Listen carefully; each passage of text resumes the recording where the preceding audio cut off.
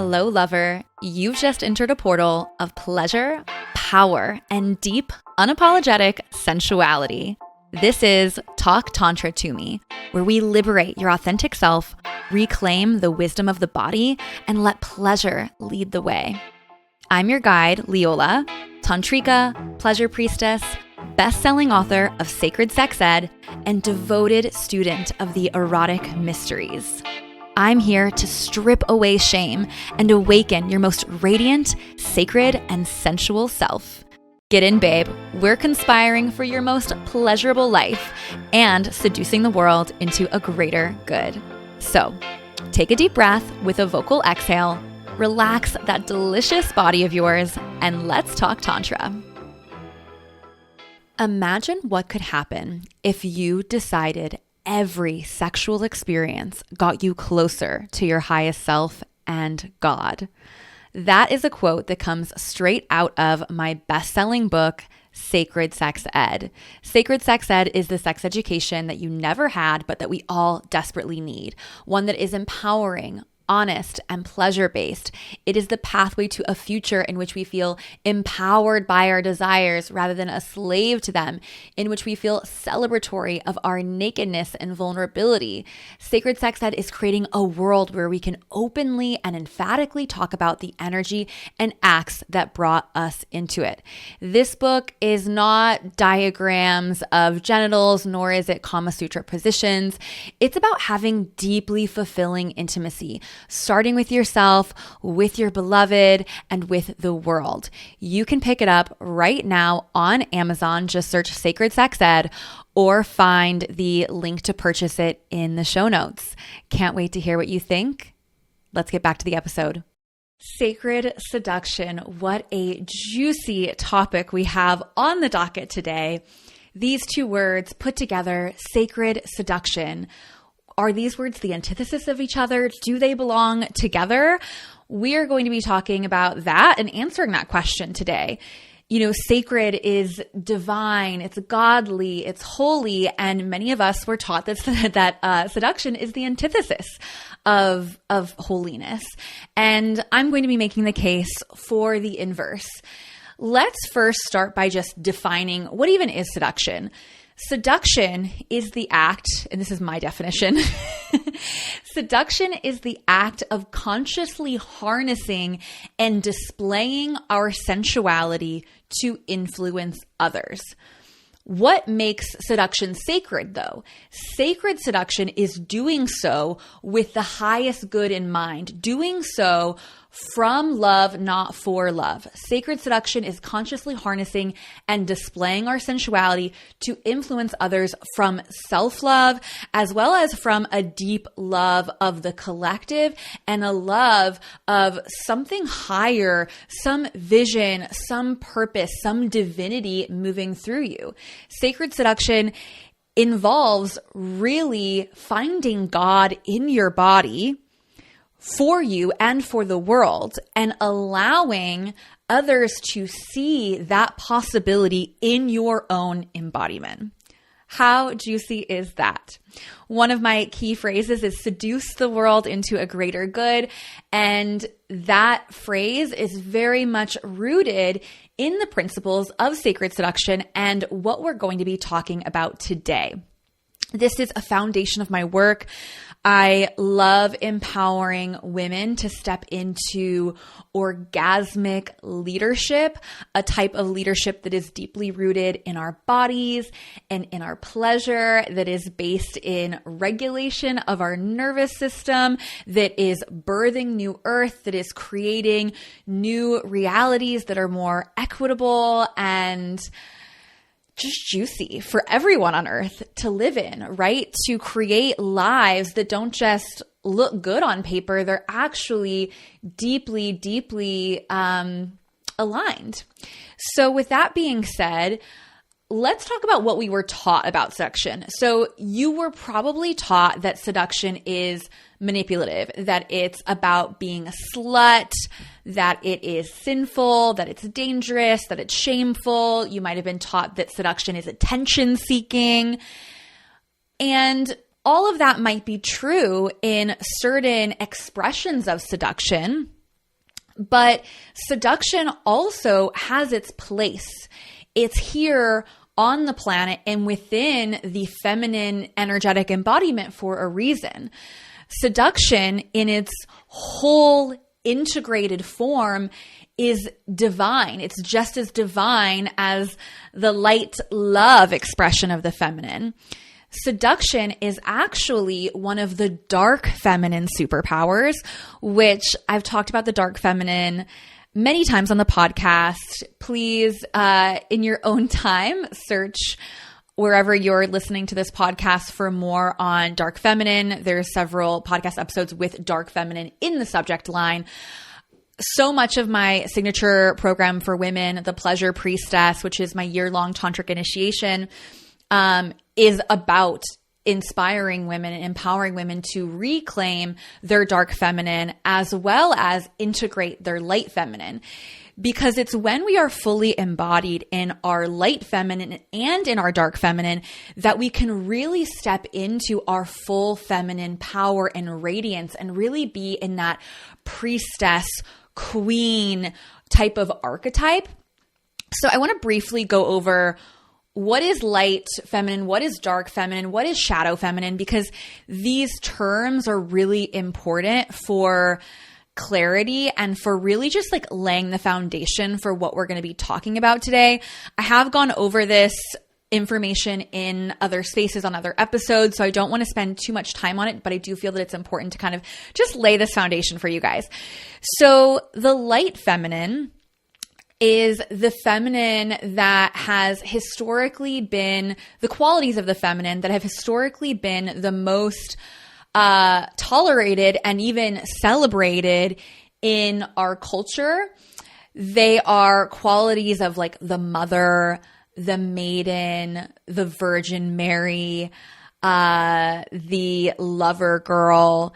She is so kind, easygoing, just wearing her heart on her sleeve, pouring her love, infinite abundance of heart and joy and purity for us, right? Which we love that. We love these whole qualities of the light feminine.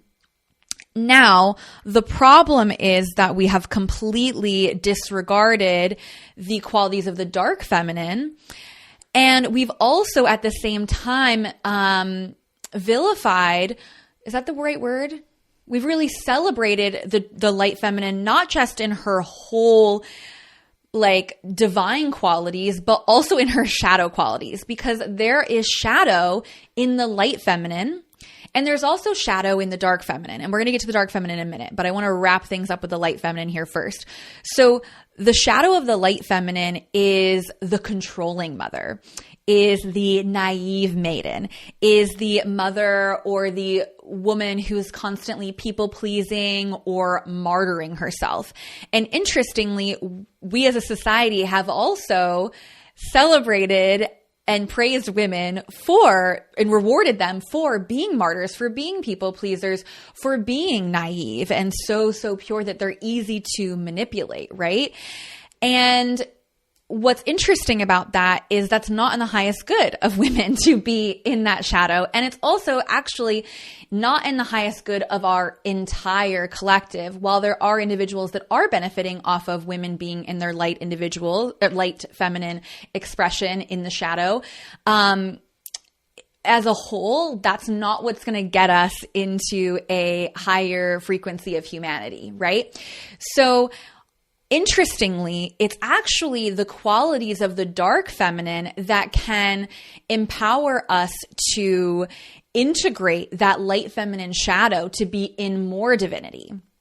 And the interesting thing about the dark feminine is that the dark feminine are the qualities of the feminine that have been demonized, abandoned, cast out, cast in fear, shame, shadow over the past few thousand years. And I have my theories about that. In the energy of the dark feminine, that's where so much of our raw, untapped, primal power lives as women. And when women are fully empowered in their dark feminine energy, they are harder to control. And that's not good news for the patriarchy, is it? They want us to be disempowered, right? So that they can be the ones empowered. So with that being said, we get to reclaim these dark feminine superpowers. What are the dark feminine superpowers, you ask? Well, one is sensuality, and sensuality is deeply intertwined with sacred seduction. As I had mentioned before, seduction is the act of consciously harnessing and displaying our sensuality to influence others.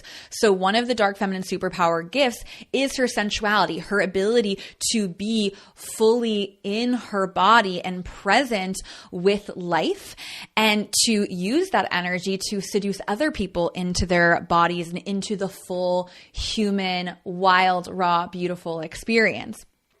Other dark feminine gifts include being the oracle, being deeply connected to our intuition, kind of that like wise witch energy, being deeply connected to the earth, using the earth as medicine, connecting to vision, finding God in your body, etc. And then the final gift of the dark feminine is her emotional alchemy, her ability to transform pain, trauma, grief, heartbreak, the deepest, darkest elements of the human experience into purpose, into something beautiful. So those are the three gifts of the dark feminine. But today we're going to be focusing on sensuality and sacred seduction. As I mentioned, there is shadow in the light feminine, and there's also shadow in the dark feminine. And unfortunately, we have in the media and in politics and in our education systems, we have really put a spotlight on the shadow of the dark feminine rather than highlighting the holy, divine qualities of the dark feminine, because there is just as much God and sacredness in the dark as there is in the light. It is in the dark of the womb that the sperm meets the egg and that births human life. It's in the dark of the soil that the seed becomes a seedling, that becomes a plant that bears fruit for us to eat. It is in the darkness of the chrysalis that the caterpillar becomes the butterfly. There's so much magic and power that comes from our darkness. And at the same time, the darkness is very powerful. It is very chaotic. It is very uncertain. And that doesn't really jive either with our very masculine oriented world that relies on consistency and productivity. And yeah, so that's a whole other layer to this as well. So the shadow of the dark feminine is each of those feminine superpowers in their distortion. It's when we're using those dark feminine superpowers instead of using them to get closer to a more godly, divine expression of ourselves or our highest self. Instead, we're using those to create more dis-ease or lack of connection. The shadow expressions of the feminine, both in the dark and in the light, are generally unhealed, immature, more driven from ego and fear, versus these divine qualities of both the dark and the light feminine are inspired more by love and trust and, again, a connection to something more divine, something bigger than yourself. So I want you to be fully empowered in your sacred seduction and in all of your dark feminine gifts, because I want you to fully be embodied in all of your feminine power and radiance to make change, to be a birther of new earth, if you will. So that's all of that. We've talked a little bit about shadow, and I want to just highlight that shadow work is such an important part of stepping into your gift of sacred seduction. And with that, I have a really awesome resource for you around doing shadow work. Shadow work is the work that we do to integrate those unconscious parts of ourselves that might be operating from distortion, from fear, from past conditioning, etc. So very exciting to celebrate the 2-year birthday of my best-selling book, Sacred Sex Ed. I'm hosting a free live Tantra Playshop called Sexual Shadow Work Playshop. This is going to be happening on July 1st. Again, it's completely free, but we're going to be doing exercises that are not in my book and are generally reserved for my retreats, masterminds, and other paid containers. So it's a really juicy opportunity to get with us live, to do actual work and exercises. And it's not going to be just like a lecture or a podcast episode like this one. So I would love to see you at that workshop. The show notes, the details for the workshop are in the show notes. It's the Sexual Shadow Work Playshop happening on July 1st. Sign up. You'll get all the information to attend and join us live. If you can't make it live, there will be a replay sent as well, and you can follow along with the exercises. But yeah, I really hope to see you there. Again, this is celebrating the 2nd birthday of my book, Sacred Sex Ed. So as a thank you to all of you for being a part of this delicious, juicy community, I wanted to offer this free moment to connect together in real time. To do some really juicy shadow work, which is deeply related to what we're talking about today, as well as what's inside the book. Also, if you're interested in reading the book, Sacred Sex Ed, highly recommend it. All the information on that is also in the show notes. So with that being said, let's talk a little bit more about seduction.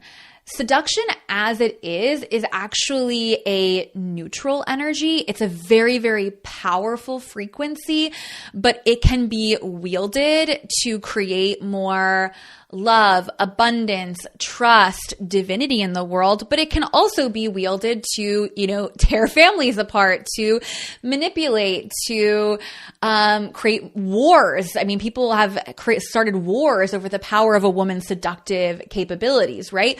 So I don't want to discount that this energy is incredibly, incredibly powerful and therefore can be dangerous, but we don't create safety around this energy within ourselves or with others, because you can be seduced by anyone. You don't create safety around this energy or mastery or understanding of when you are being seduced by judging this part of yourself or pretending it's not there. You do so by mastering it. If you do not master your sensuality and your seductive capabilities, it will likely come out in shadowy ways, or you're just never going to embody your full power. And again, I want you to be so unfuckwithable.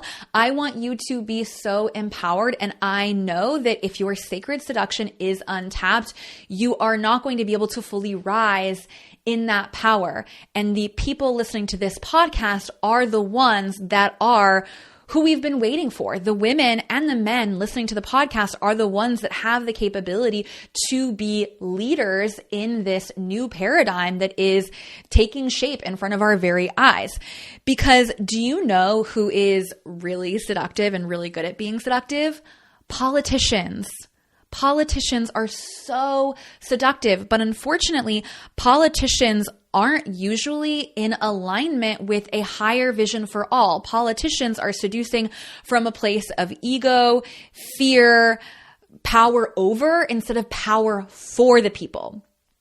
So we've got to get some more people, some more juicy priestesses out there on the front lines to combat this energy and to be met and to seduce men and our leaders and the collective into a greater good. Okay? That's why we're doing this.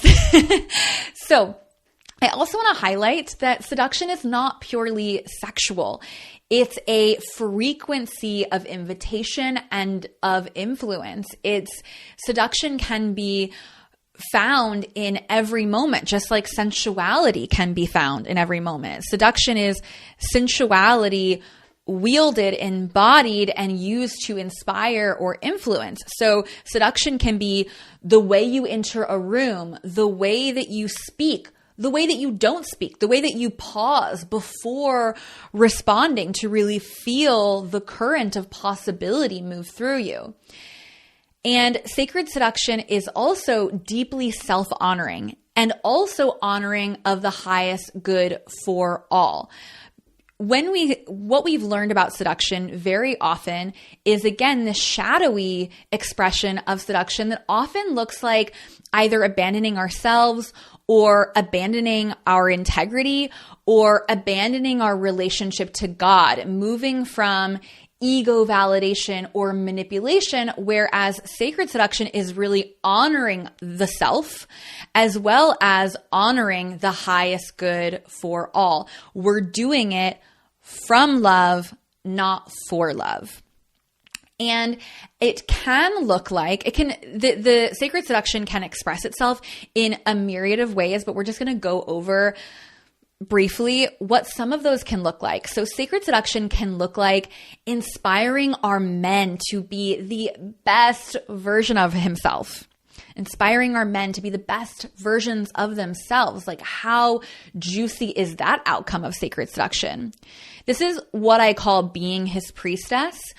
So many of us learn to operate with our men from that light feminine shadow of coaching him or being a martyr and just trying to keep the peace, or parenting him, being his mommy. And it's not hot. The alternative is seducing him into a greater good. I talk a bit about this in episode 199, which is called The Secret to Lasting Love, Mistakes Smart Women Make. And the response to that podcast episode, as well as a few Instagram posts that I did on that topic, is what actually inspired this episode. I had so many women that wanted to know more about this particular concept of seduction and seducing your man into a greater good that I just had to create a whole episode on that, and it feels like divine timing. But sacred seduction can also look like being permission for other women to reclaim their sensuality, being so embodied in your own pleasure and truth and authentic self that other women feel safe to fully embody their authentic selves too. Sacred seduction can look like healing your receiving wound once and for all. It can look like the type of magnetism that attracts your vision board life. We talked about this a lot in the last episode. The last episode is about expanding your capacity to receive, healing the receiving wound. This is kind of like the next step, right? When you've healed your receiving wound to a degree, you can be more productive in your sacred seduction because you feel more worthy. And we're going to talk a little bit about how worthiness is related to seduction in a moment. But sacred seduction can also look like filling your calendar with soulmate clients who leave you raving testimonials because you're literally seducing them into their greatest good. And guess what? Being seduced into your greatest good feels really good. And so they're grateful for it, right? And yeah, like this is what I want for everyone. I want for everyone to be out there doing purpose-driven, passionate work that feels so fun to enroll people into your world, into your events, into whatever it is you do. And they also are a full fuck yes to being seduced because they see the impact that it makes on them and their life. You're not manipulating them if they're like, I love this, give me more, please. Okay. So with all that being said, in this episode, I am going to be putting a little bit more emphasis on sacred seduction in relationship to men as a woman, because that's something that y'all have really requested from me. So that's what we're going to be focusing on.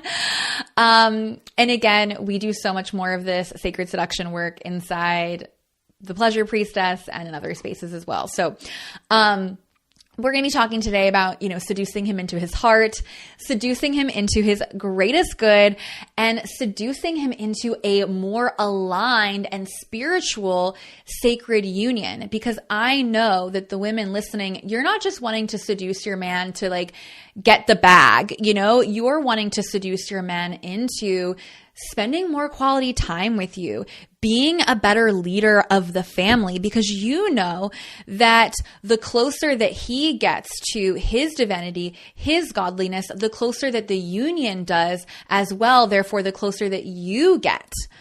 Okay. And that's really juicy for you too. I know it's juicy for me.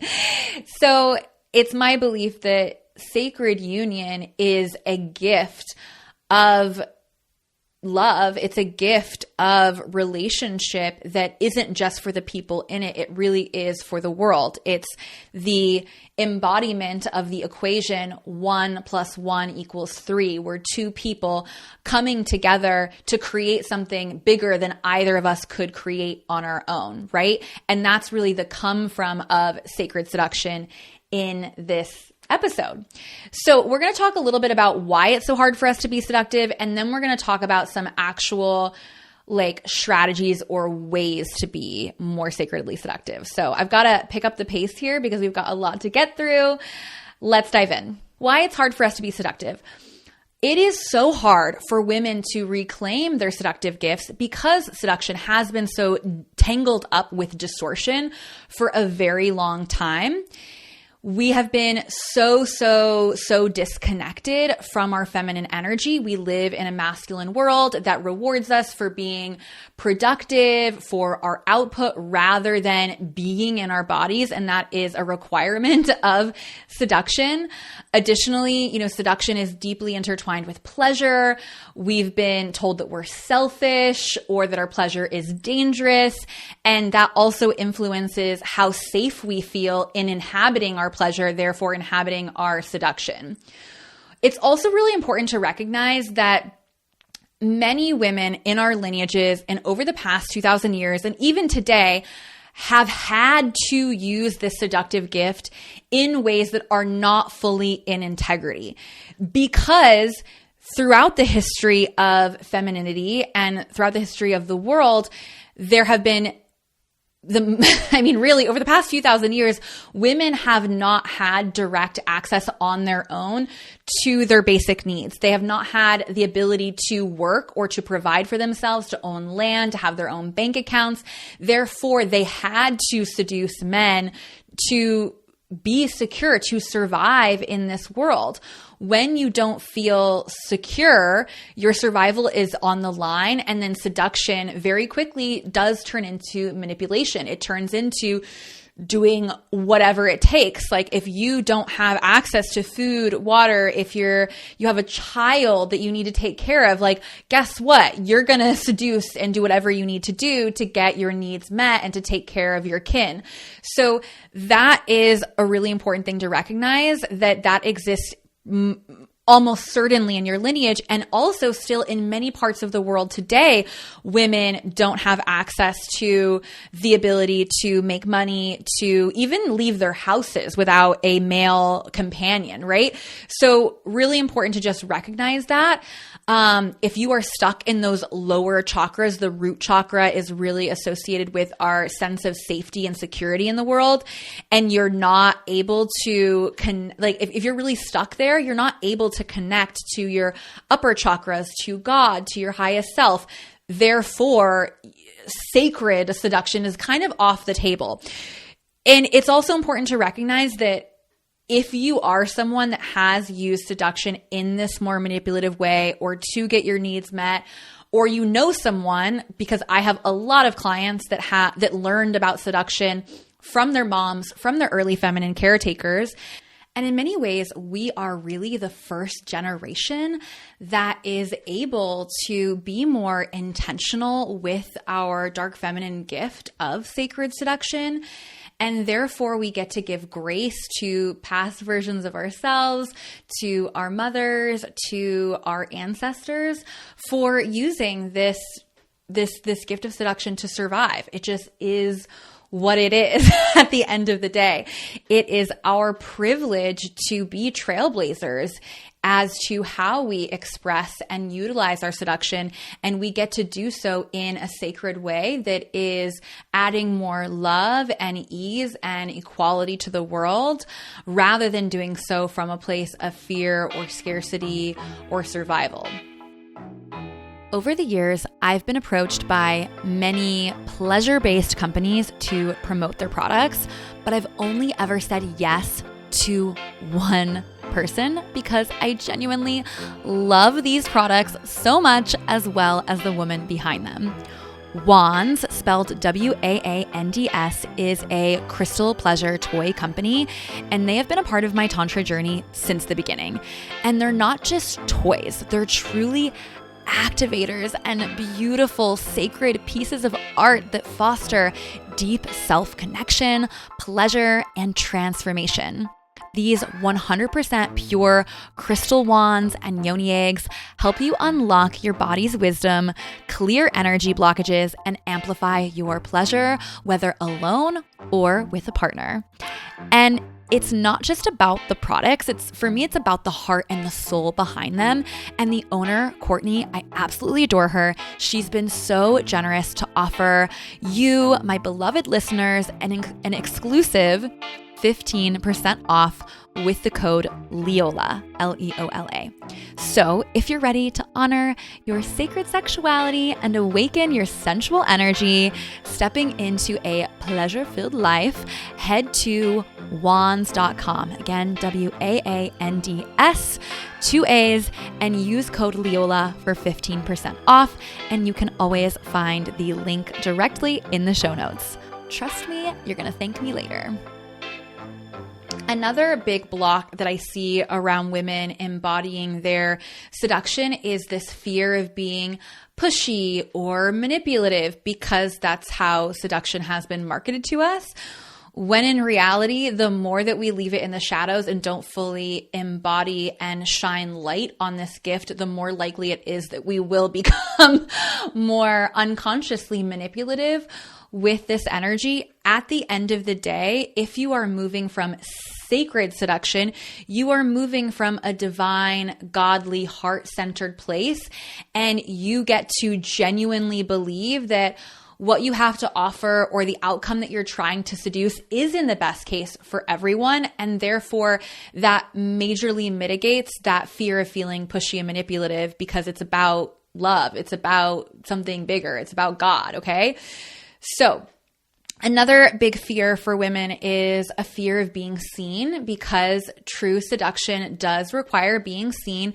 And many of us at some point in our lives have allowed ourselves to be seen, have been our full authentic selves, and we were judged for it, or we were objectified, or we were punished or misunderstood in one way, shape, or form. And guess what? You're going to be misunderstood. That's just a quality of life. And thankfully, we don't live in tribal times anymore where being misunderstood could mean being killed or being cast out from the tribe or the community. And you get to find new community, and you get to use your seduction to attract more like-minded people and actually actively repel the people that aren't meant to be in your sphere, in your circle anyways, right? Just scare away those men with small sausage energy, scare away those bitches and frenemies, scare them away with your being seen and with your sacred seduction. That's another thing you can do, is you can seduce people away from you. You can repel, if you will. But yeah, you get to understand that, yes, you might attract attention in your energy of being seduced, but you also get to trust that no matter what happens, you've got you, and that you trust yourself, and that you trust a higher power to move you through anything, and you wouldn't be given anything that you can't handle. It's not necessarily safer to be predictable if you want to live a deeply fulfilling life. And this is also really intertwined with being willing to be rejected. I think a lot of the time we don't get what we want. It's because we unconsciously project or expect someone to say no, or to not be attracted to our seduction or whatever it is. And in reality, we are just one step away from getting the thing that we deeply desire. So you do have to be really immune to rejection, or not even immune to rejection, because I'm not going to lie, it doesn't feel good to be rejected. No one likes that. No one likes to be misunderstood. But it's a part of life if you are really participating in life. full out. So keep that in mind. Obviously, respect people's hard no's and boundaries, but it's valuable to get curious about where you might be selling yourself short or leaving the party a little early because you felt one minutia of rejection that might not have even been fully like real or authentic. For example, I do lots of events that require people to partner up, for example, to do rituals in partnerships. And there have been so many times where someone wasn't like chosen first, or like they just like leave their cards on the table right before things are about to get juicy. And it's really a bummer for everyone involved. So just like know that sometimes seduction can also make you really intimidating and can like make people feel a little bit scared to approach you too. So that's another thing just to keep in mind. Okay, so let's talk a little bit about how to be more sacredly seductive. So the goal of seduction as it is, like regular seduction, not necessarily sacred seduction, generally, it's to lower a person's natural defenses to make them more receptive to your ideas, your desire, and your desires or your presence. And on the flip side, sacred seduction is more about it's more about lowering the person's interaction with their ego or their fears or their shadows. Like, when you are operating in sacred seduction, you are inviting them into an expression of their higher self, which is lowering their egoic defense rather than just their defenses overall. And we do this very often by connecting to a higher vision. This is one of the dark feminine gifts that I kind of alluded to earlier, is the feminine's ability to see possibility, to connect to a higher power. You know, in ancient times, kings would go to the oracle, who was a priestess, and ask her advice before making major decisions for the government. Even in the Renaissance time, the only women that were really allowed to be educated during the Renaissance were courtesans, and courtesans were basically really high value sex workers. And they were mistresses of the elite, whereas these elite men, their wives, were really kind of just like breeding machines. But the courtesans were more seen, I wouldn't necessarily say as their equal, but they respected the opinions and the input of the courtesans. So they wouldn't just go to the courtesans to be pleasured sexually and sensually. They would also, consult the courtesans on politics and on lively debate, because the courtesans were the only women of the time that were allowed to read and play instruments and just be educated in any way. So this is this beautiful gift of the feminine that we have to, just connect to our intuition. Some of the most intuitive beings on earth are mothers, right?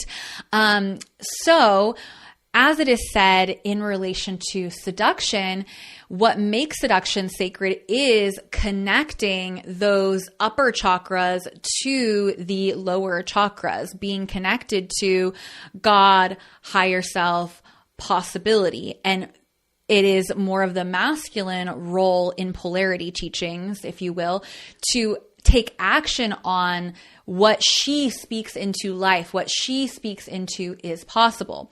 So for it to be sacred, there has to be this connection to something bigger, a bigger vision, a greater possibility.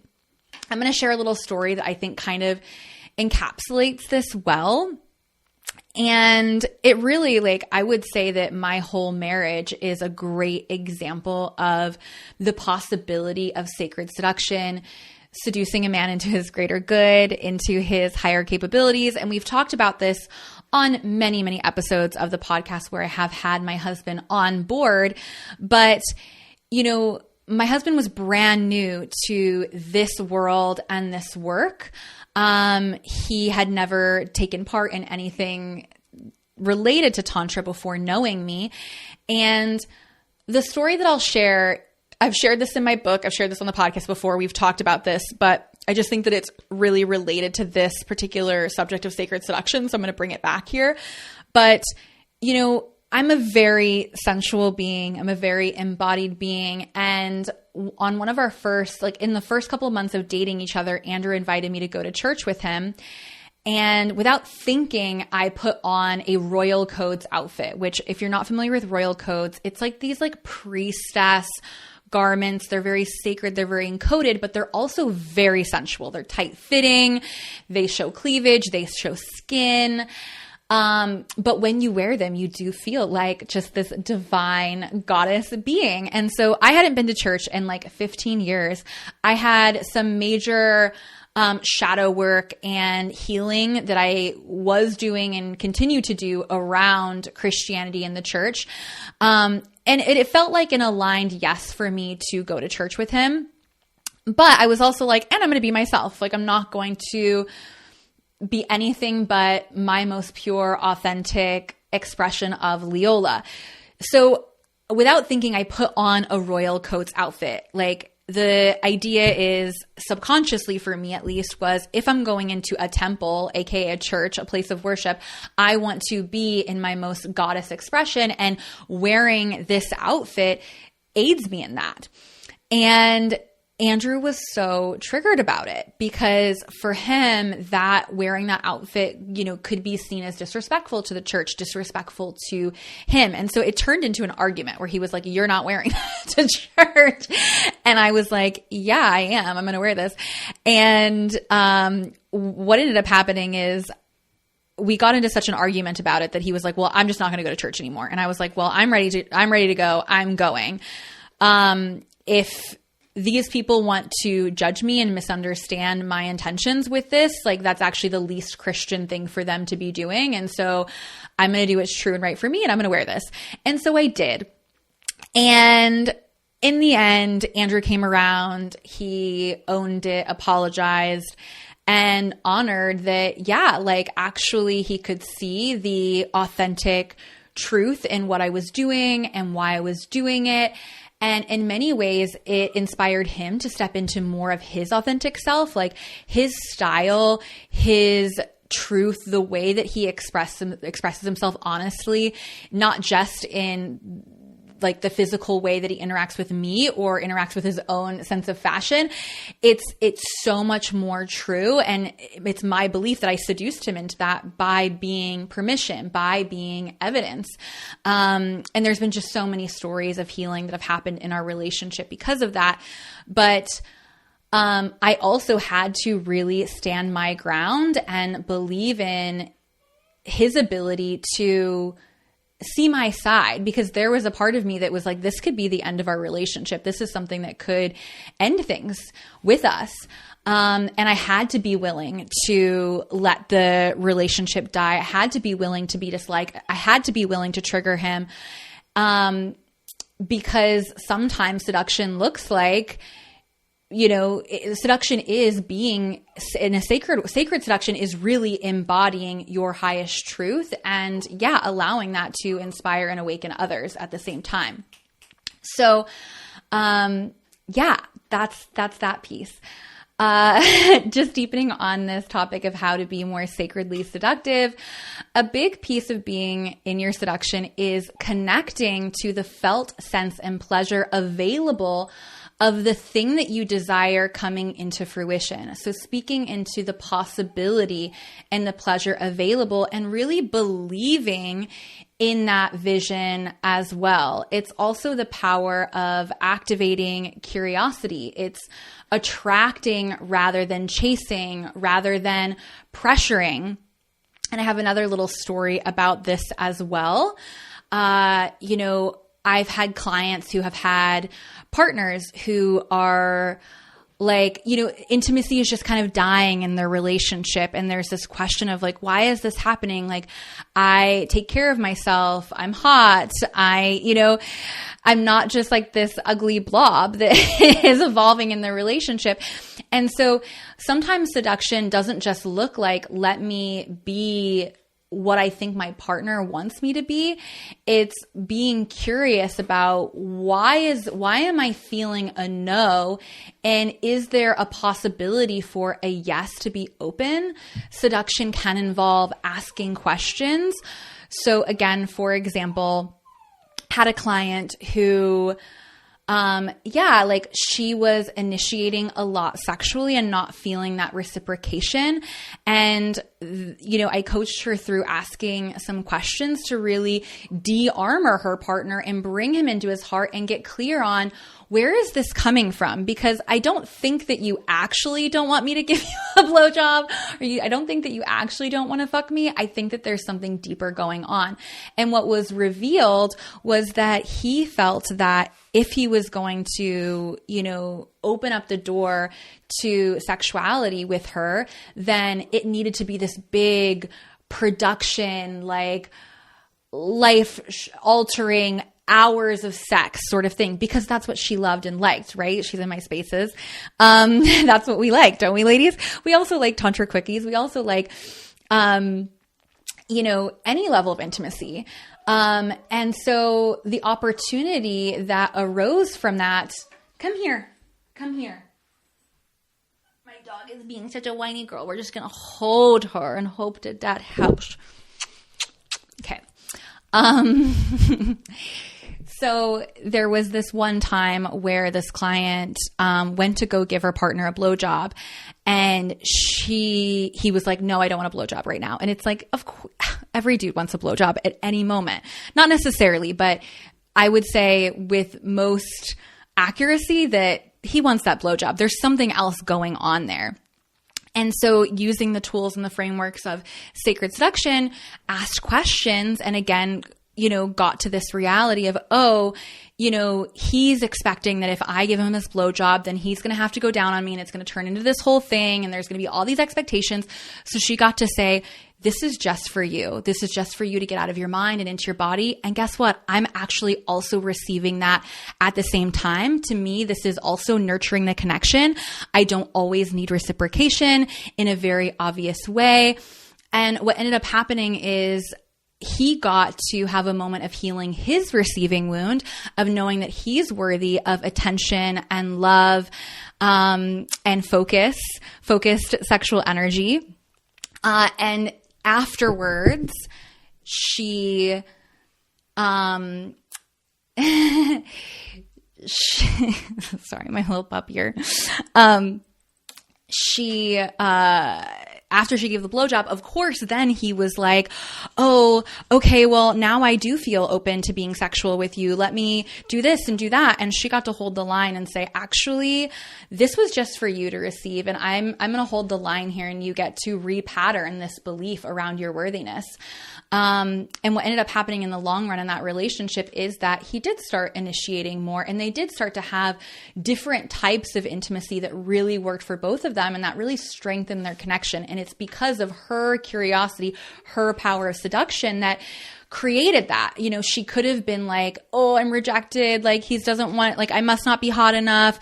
Or she could start to seek that attention elsewhere outside of the relationship. And that's just a long, slippery slope, of disempowerment for everyone involved. So that's the power of this work as well. And again, specifically, being more curious. Slowing down is a really big part of becoming more sacredly seductive. Just generally being more seductive, it's important to slow down, the art of teasing, activating anticipation, creating more intrigue and mystery. But when it comes to sacred seduction in particular, when you slow down, you are creating space for divinity and vision to come through. When you slow down, you're able to turn more inwards and get curious about a higher outcome rather than immediately responding or reacting or getting defensive or coaching or martyring to keep the peace or otherwise. When you slow down and take that pause, you are creating space for a bigger possibility to come through. But it's also hot, right? Like there is more of that mystery and intrigue. And again, so much of seduction isn't about what you say. Seduction is way more about your frequency, your energy, your confidence, and your ability to sit with the tension and the discomfort, which is really, really hard for so many of us in our nervous systems, but it is such a powerful gift in so many areas of our lives. Sacred seduction really asks us to be in our body, to be devoted to being turned on by life. When you are turned on by life, that alone is so magnetic. It's so seductive. To be more in your seduction, you want to be the type of woman that is moving at the pace of her nervous system, is moving really slowly, intentionally. After she gets her coffee order at the coffee shop, she's not rushing out the door to get to her next thing. No, she's like thanking the barista, taking a big sip of the coffee, really enjoying it, like taking pleasure in her five senses, asking, how can I make each moment more pleasurable? I mean, which woman do you think that cute single guy is more likely to approach? Which of those two women do you think is more likely to get a free Danish the next time she comes into the coffee shop? Is it the woman that's rushing out the door, really just using that caffeine very functionally and not enjoying it, enjoying this artistry that the barista has created for her? Or do you think it's, the woman that's really slowing down and being in her body and devoted to being turned on by life? So much more magnetic.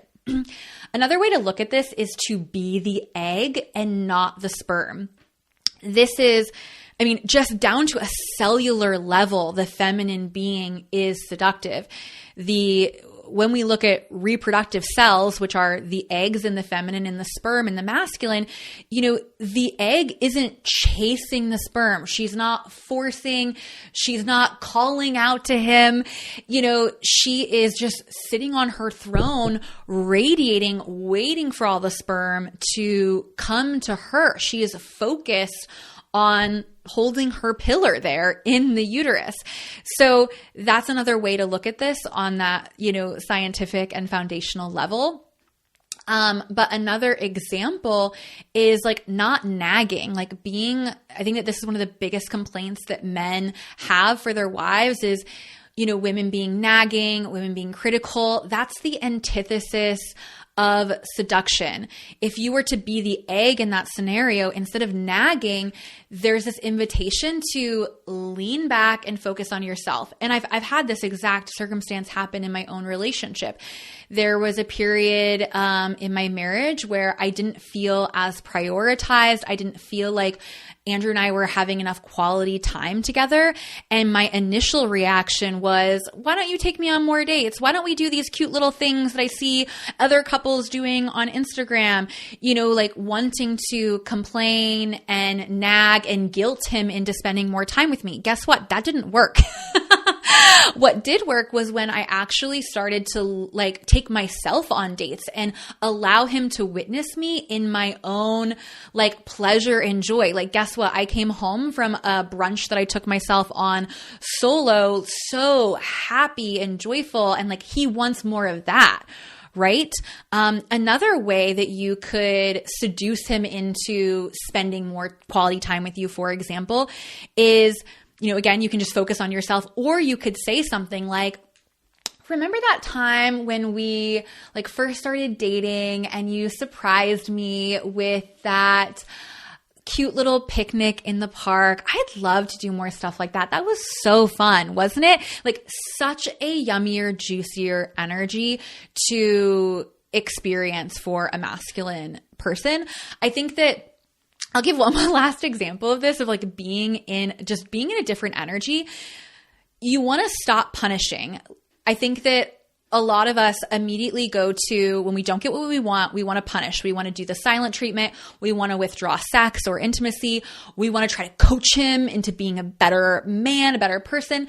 And instead, the invitation is illuminate a higher vision, a better possibility.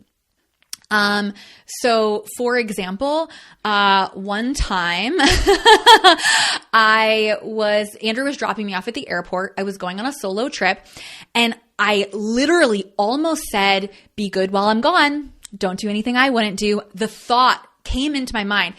I was going to say it. I was so close to saying it. And at the last minute, I didn't. And instead I said, oh, and I also wanted to give him a list of things to do. I was like, you need to do this, you need to do this, you need to do that. And don't do anything I wouldn't do, and be a good boy.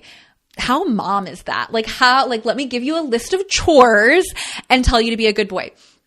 Instead, what I did was say, thank you so much for taking care of the house and the dogs while I'm gone. I really appreciate you putting together the bookcase or whatever the task is. You're such a good leader for our family. I feel like such a team with you. Okay? Like it's actually really easy. We just get to focus on like, what is our way of being and what do we think is actually going to be more attractive and received better? It's calling him forth rather than calling him out. Another way to look at this, my dogs, okay? Men are dogs. No. So I do have a couple of dogs, and which you might have heard one of them whining a little bit in the background here. But we live on 2.5 acres, and they are toy poodles, and they love just like exploring our property. I feel very grateful to give them this like abundant land to explore. And we have coyotes, there's birds of prey. Like I do need to make sure that they are, within line of sight and they're not running off completely. But they like to run off and explore. And I used to yell and say, come back here. Come on. Like really from a really like upset, punishing type of tone and energy. And we hired a dog trainer. And the number one thing that I learned from the dog trainer was that doesn't work. The dog is not going to want to come if they know that when they come back, they're going to be punished. Instead, like, even if I can't see them, even if my dog is running in the other direction, let's say that like another thing that they like to do, specifically my boy dog, he likes to chase the Amazon trucks. And even if he is chasing after the Amazon truck, I'm yelling, good boy, come here, come to mama, come on, good boy. He's perking up right now as I'm doing this. And he actually comes when I do that. Like maybe it'll take like a minute or two, but before he would just keep running after the Amazon truck, right? So I am planting the seed that he is good and he is wanting to affirm that and make me happy. And it's the same for men. So let's get into it. So this kind of ties to as well appreciating the version of him that you want more of. So instead of pointing out what's missing, feeding the identity of what you want more of. So this again goes back to that airport example saying, you're such a great teammate. You're such a good leader of our family. Like when he does something right, really highlighting it, or even before he does something right, like thanking him preemptively and highlighting that quality. Another way to be more seductive in relating to men is to stop rescuing him, stop letting him off the hook and becoming a martyr in the relationship and doing everything for him, and instead show him when and how you believe in him and invite him to rise. You're going to seduce him into behaviors you want him to embody more. So, for example, Andrew and I are pregnant, we're having a baby, and naturally, as the mom, I'm very involved. I'm buying all the clothes. I'm planning the nursery. I'm planning the baby shower. I'm doing all of this stuff. That being said, I still want him to be an active participant in this journey. And there are certain things that I am less inclined to do, or I'm physically unable to do, or I just don't want to do them. And what I do in those moments is I affirm his mastery in those spaces. So for example, putting together the bassinet. Babe, you're so much better with tech. I trust you with this. I trust you with putting together the bassinet because you'll be able to figure out all the little bells and whistles. Putting in the car seat. I could figure it out, guys. I could totally figure out how to install a car seat, but I don't want to. I would much prefer for him to do that, for that to be his role. So I get to say, you're such a master at keeping our family safe and taking care of the cars and all of that stuff. Would you mind putting together and installing the car seat and, going over it with me so that I understand how it works too? You're so strong. Can you please build the changing table, etc.? Like, I trust you with this, or you are so strong. Like, really highlighting those, like, instead of just doing it yourself and nagging him, please do this. Honey-do list, which we do have a honey-do list, but the honey-do list is backed up by me showing my belief in him and his possibility to be an active, strong participant in the family. Another way to, I think actually that's it. I actually already went over that one. Sorry, I'm looking at a little list here. So that wraps it up. I know that there's actually so much more I could dive into with this. We're already at an hour. And yeah, I'm going to have to leave it there for today. But thank you guys so much for tuning into this. I also just want to highlight again that we have the free live Tantra Playshop called the Sexual Shadow Work Playshop happening on July 1st. Again, this is a celebration of the 2nd year birthday of my book, Sacred Sex Ed, and we're going to be doing live sexual shadow work and sensual shadow work practices that are really going to support you in feeling more comfortable embodying, your dark feminine as well as your seduction. So would love to see you there. Again, the link is in the show notes. Otherwise, go to talktantratome.com/shadow. And also just highlighting that a lot of this work that we do around, embodying the dark feminine, reclaiming your orgasmic leadership, stepping into your full feminine radiance and power is done inside the Pleasure Priestess, which is my year-long tantric initiation for women. And yeah, we'll be opening up the fall cohort soon. So just planning that little teaser there. All right, loves, thank you for opening yourself up to this sacred and sexy conversation. And I'll catch you next time on Talk Tantra to Me. Ta-ta.